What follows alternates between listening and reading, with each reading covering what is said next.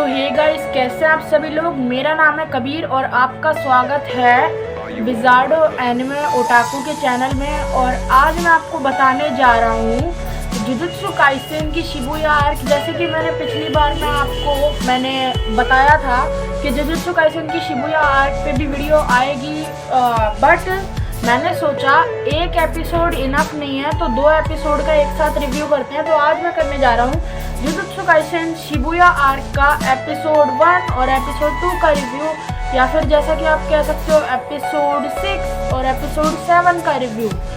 तो अब मैं बताने जा रहा हूँ आपको कि जुजुत्सु काइसेन की शिबुया आर्क की स्टार्टिंग होती कहाँ से है। तो जुजुत्सु काइसेन की शिबुया आर्क की स्टार्टिंग होती है वहाँ से जहाँ पे गोजो उठता है और उसके स्टूडेंट्स उसे देखते हैं, और जो नोबारा होती है और फुशिगुरो और इतादोरी ये सब वगैरह ये शॉपिंग के लिए जा रहे होते हैं, और फुशिगुरो और इतादोरी अपने अलग अलग काम से जा रहे होते हैं। पर इतादोरी बहुत इनके बीच में पक चुका होता है बिकॉज वो कुछ ज़्यादा इंट्रोवर्ट था।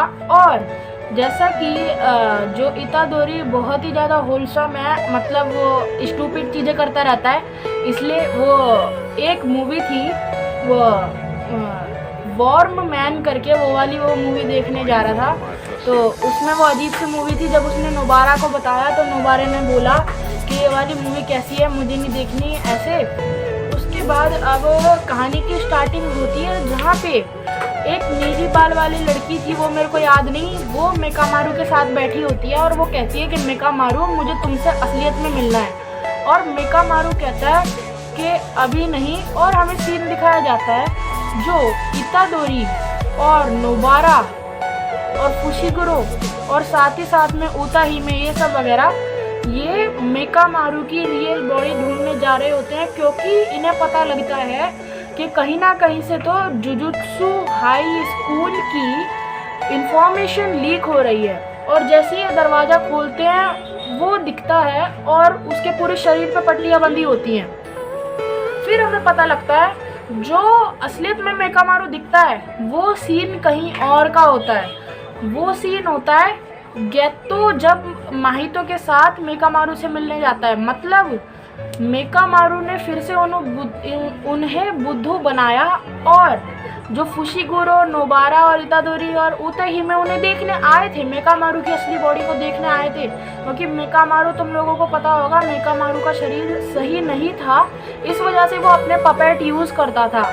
और उसके बाद भाई जो हमें लड़ाई देखने को मिली मेकामारू और माहितो की, वो वाली लड़ाई सबसे बढ़िया थी। मतलब उसका एनिमेशन भी बढ़िया, और साथ ही साथ जो मेकामारू का चेहरा हमें दिखाया गया, मेकामारू जब ठीक हुआ, वो मेरे को ठीक बढ़िया लगा। और साथ ही साथ उस पर बहुत से एडिट्स भी बन रहे थे। पर मैं अपना ओपिनियन बता रहा हूँ, जब मैं वो एपिसोड देख रहा था, मुझे एपिसोड देखते कसम से ये लगा था कि चेनसो मैन में वो जो आकी था कि आकी की कॉपी है ये।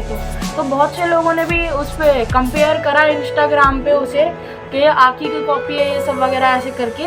और हाँ, उसकी फाइटिंग एबिलिटीज़ बढ़िया है, जैसे वो कर्स यूज़ करता है। और अब हम आते हैं जुजुत्सु काइसेन शिबुया आर्क के एपिसोड 2 पे, जहाँ पे उनकी लड़ाई को कंटिन्यू होते हुए दिखाया होता है। वो मेकामारू किस वजह से लड़ रहा होता है, मेकामारू इस वजह से लड़ रहा होता है कि उसका मेन मोटिव होता है गोजो को बताना कि शिबुया में एक इंसिडेंट होने वाला है, और गोजो से कैसे भी करके इंफॉर्मेशन लेना। और जैसे जो गोजो है, गोजो एक पूरे जुजुत्सु टैक में सबसे हाई क्लास बंदा है। तो जो गोजो था वो मेकामारू का मोटिव ये था कि गोजो को कैसे भी करके बताना इन दोनों माहितो और गेतो के बारे में कि ये कुछ ना कुछ प्लान कर रहे हैं, जिसकी वजह से शिबुया को बहुत ज़्यादा नुकसान आ सकता है। और इसलिए अब भाई मैं तुम लोगों को एक बात बताऊंगा, ये मेरा ओपिनियन है और तुम्हारा भी ओपिनियन पूछूंगा तुम लोगों से कि तुम लोगों को कैसा लगा जो वो मेकामारू का एक और मेकामारू का सबसे बड़ा वाला पपेट था। वो भाई मेरे को सबसे बढ़िया लगा, उसकी अलग अलग टेक्निक्स, और जैसे वो अपना अलग अलग अपग्रेड करता है। और मैंने एक चीज़ नोटिस करी, तुमने भी करी होगी। नोटिस क्या, उसमें दिखाया गया था साफ साफ कि उस पपेट को चलाने के लिए पता नहीं कितने हजार सालों की कर्स्ड एनर्जी जमा करना पड़ती है, और जब वो अपग्रेड होता है तो कितने दिन कितने सालों की कर्स्ड एनर्जी तो यूं चुटकियों में निकल जाती है। मतलब वो पपेट काफ़ी ताकतवर था, पर फिर भी जो आकी था वो, सॉरी नहीं, मतलब मेरे दिमाग में वही चल रहा है, वो मेकामारू आकी जैसा दिखता है। इसलिए जो माहितो था उसका आर्म डिस्ट्रॉय भी करा, माहितो का आर्म मेकामारू ने डिस्ट्रॉय भी कर दिया, बट साथ ही साथ वो अपनी सूल की शेप को बदल ले रहा था और फिर से उसका ऐसे दिखा रहा था जैसे उसका आर्म पूरा का पूरा रीजनरेट हो गया। बट अब आती है मेन चीज़। हमें दिखाया जाता है कि माहितो मेकामारू और मेकामारू के रोबोट पपेट, जो भी कहो, पपेट को वो अपने डोमेन एक्सपेंशन में कैद करके रख लेता है। और उसके डोमेन एक्सपेंशन में आप लोगों को पता होगा, डोमेन एक्सपेंशन एक तरीके से हर किसी की एबिलिटी है। जैसे ब्लीच में बांकाई है तो इसमें डोमेन एक्सपेंशन है, ऐसे ही।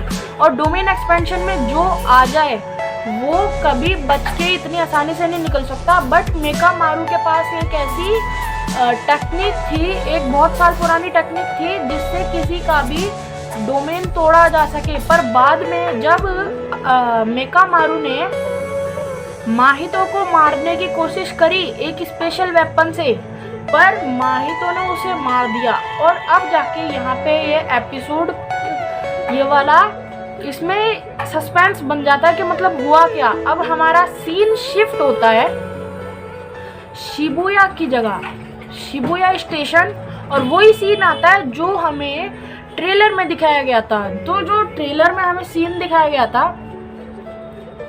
उस सीन में मतलब वो एनिमेशन बढ़िया है और वैसा ही उसमें भी दिखाया गया, बट थोड़ा सा इम्प्रूव था एनिमे में। अगर तुम साइड बाय साइड कंपेयर करके देखो तो मुझे ये बात अच्छी लगी। तो जो अब हमें दिखाई जाती है गोजो की एंट्री, सारे के सारे लोग चिल्ला रहे होते हैं कि क्या हुआ, बिकॉज वहाँ पे जो वो विलन्स थे, कर्स यूज़र, उन्होंने एक व्हील बिछा दी थी पूरे के पूरे शिबुया स्टेशन के ऊपर। और वहाँ पे उस दिन हैलोवीन का दिन था और सारे के सारे लोग आ गए। और अब जब फिर गोजो की एंट्री होती है और गोजो कहता है मुझे देर हो गई, और यहीं पे अपना एपिसोड ख़त्म हो जाता है। तो दोस्तों, मैंने ये वाला एपिसोड बहुत ज़्यादा इन्जॉय किया। जैसे इसमें फ़ाइट्स हुई मेकामारू और माहितो की, ये वाली सबसे अच्छी फ़ाइट थी। और भी जाके आगे आगे फ़ाइट्स होंगी। और एनिमेशन तो भाई जो बढ़िया होता जा रहा है, एकदम बढ़िया।